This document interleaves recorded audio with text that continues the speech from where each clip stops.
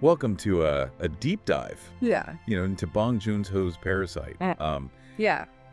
This film, it's more than just a movie. Oh, absolutely. It's like a social commentary explosion. Yeah. We've got like a stack of articles, reviews, and even like a whole character analysis thing. Ready to like really go beyond the surface with this one. Absolutely. Parasite is one of those films that you can watch over and over again and you still discover new stuff. It's incredible how it works on so many different levels. Like you've got your family drama in there. Right. You've got thriller elements, dark comedy. Yeah. And each one of those layers kind of adds to its critique of social structures and the whole power dynamic thing. It's a lot. Okay, so listeners, picture this. Seoul, South Korea. We meet the Kim family and they're crammed into this like semi-basement apartment. Yeah. And their window is practically street level. Yeah. It gives a whole new meaning to people watching. That's Bong Joon-ho for you. That semi-basement, it's not just a living space, it's like this visual metaphor for the Kim's place in society, They are literally at the bottom. They are at the bottom. And they're trying to rise above their circumstances. Yeah, and then you have the complete opposite. The Parks. Yeah.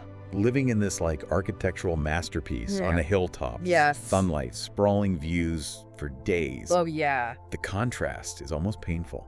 It is. And that's completely intentional.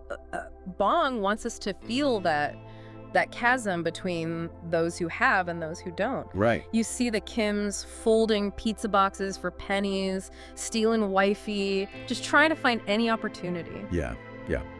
And then that leads us to Kiwoo, the son, landing that tutoring gig with the Park's daughter, right? Yes. And nobody knows that this is like the first domino in the whole chain reaction.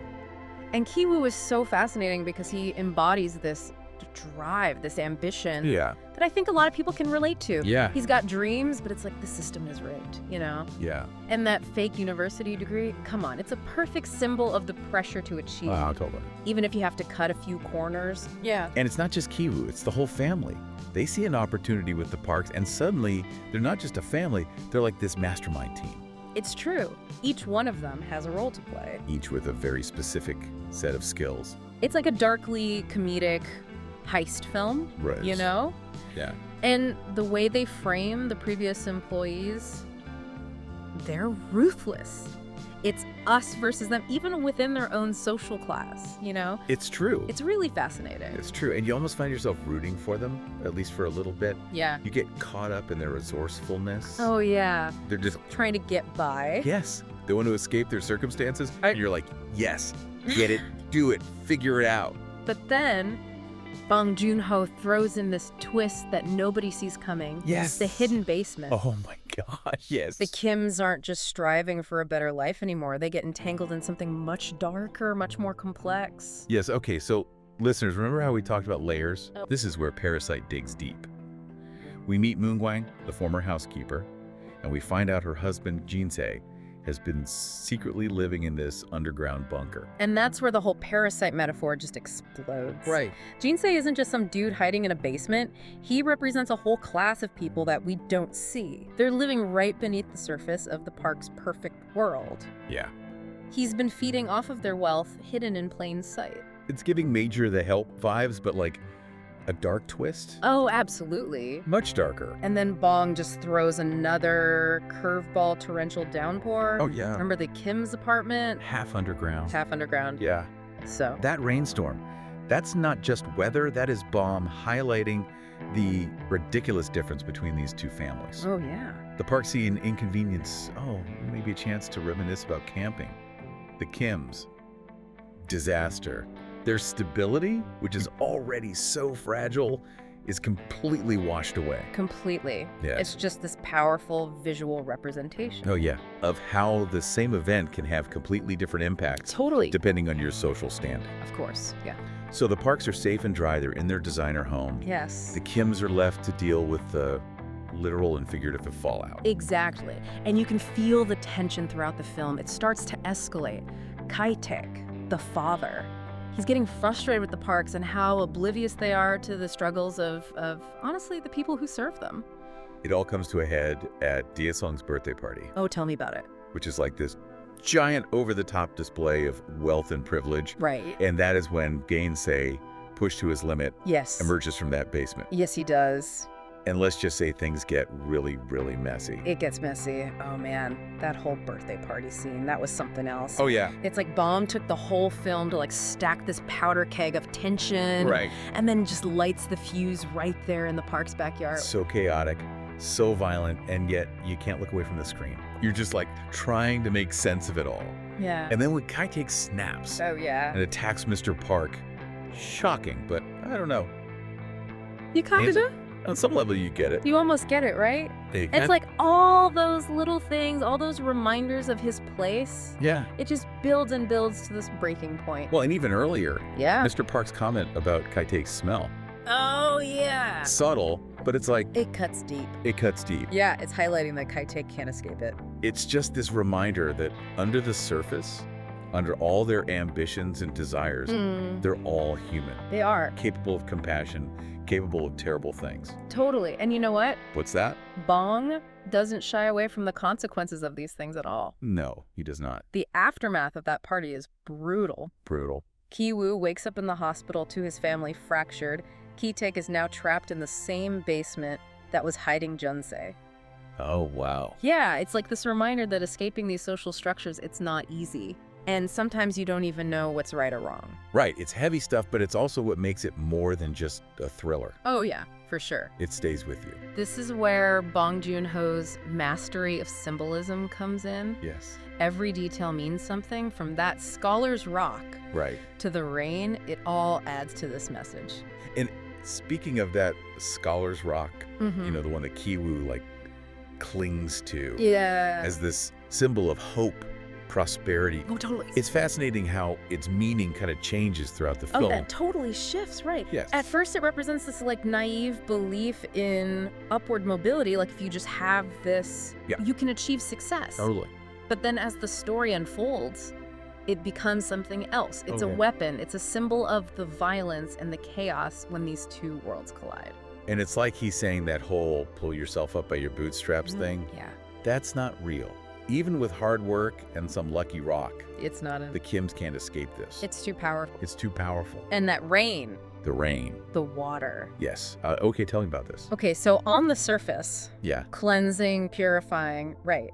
But then we see the Kim's apartment. Flooded. Yeah, and it highlights how vulnerable they are, Totally. especially compared to the Parks, who just see rain as an excuse for a camping trip. Right. In their living room. Inside. Yeah. It's just this brilliant way to visualize how different their lives are. And we can't forget about the staircases. Oh, stairs everywhere. They're everywhere. Up and down. And every time, Every time a character goes up or down, it's like this reminder. social hierarchy, you're trying to climb that ladder. But you could fall Oh, yeah. at any moment. It's those visuals, those little details, the layers. Yeah. Bong Joon-ho is such a master storyteller. He is. He doesn't just tell you a story, he creates this whole experience. You think you question everything. Everything you thought you knew. It's like he's holding up this mirror. To our own lives. And he's saying, look at the systems we take for granted. The class, the privilege. Yes. So listeners, what resonates most with you about Parasite? What really stuck with you? We'll be back to talk more about Bong's style and the impact of the film right after this. It's true, every single time you watch Parasite, I know. you pick up on something new, Oh, yeah. and not just visually, Yeah. thematically. It's like That's, Bong Joon-ho knew what he was doing. he knew. He knew we'd be talking about Oh, this. yeah. He knew there'd Yeah. be debates. Questions? And he didn't shy away from the big ideas either. No, not at all. Class struggle, social mobility. He's like, let's do this. Head on. Yes. Yeah. But then he also brings in, Because why not? right, he Yeah. weaves in these philosophical ideas. Oh, yeah. And listeners, Okay. we got to talk Nietzsche, Yeah, Nietzsche. specifically the will to power. Oh, yeah. This idea, It's like this hidden engine. it's the engine driving so much of what happens in Parasite. It's like their motivating factor. Yes. Kibu, he's not just trying to survive. He wants more. Of course. He wants to break free. Totally.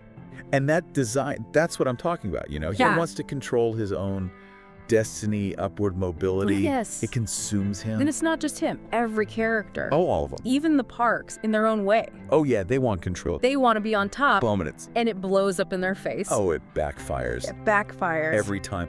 Think about Gunsei stuck in that basement. Oh, yeah. His will to power, it's warped, it's all messed up. It's warped. He's depending on the Parks. And Mr. Park, he doesn't even realize. He's clueless. He just wants his comfortable life. Bong's trying to show us this will to power. It's not just an idea. It's human nature. It's in every single one of us. Every interaction, Every relationship. subtle or a birthday party explosion. Yes. Speaking of explosions, Oh, the way Bong Joon-ho blends these genres so good. keeps you guessing. You never know what you're going to get. Is this a comedy? Right, A thriller? Horror? What is happening? right. He's a genius. He created like a whole new genre. He did. What would you call it? Social thriller comedy. I don't know, but it's good. It's so good. Because like 1 minute you're laughing, My neck. and then you're like, oh my God, no. Cover your eyes. Yeah, and that's what makes this film so good. Effective. It's fun to watch, Yeah. but there's something more there. He's saying, wake up, pay attention. This isn't just some family. It's bigger than that. This is about how society keeps people trapped The choices we make. when there are no good choices. Yeah. And what happens because of those choices, you know. And the impact. Don't forget global conversations Oh my gosh, yes. about class, inequality. This film got people talking. It's universal. These are human experiences. That's it. Yeah. And this is like Oscar's international acclaim. He deserves it. It was an event. It was a whole thing. It was a whole thing. And rightfully so. This isn't just a film. It's a moment. It's a cultural touchstone, you know. And it's a conversation starter. People had to pay attention. They had to. Bong Joon-ho is a master. His storytelling, the social commentary, is powerful stuff. So as you finish up those materials on Parasite, here's something to think about. How much of the Kim struggle, how much of it was circumstance, how much of it was that Nietzschean will to power? It's a question with no easy answers, much like the film itself. This has been your deep dive. Yeah. Until next time.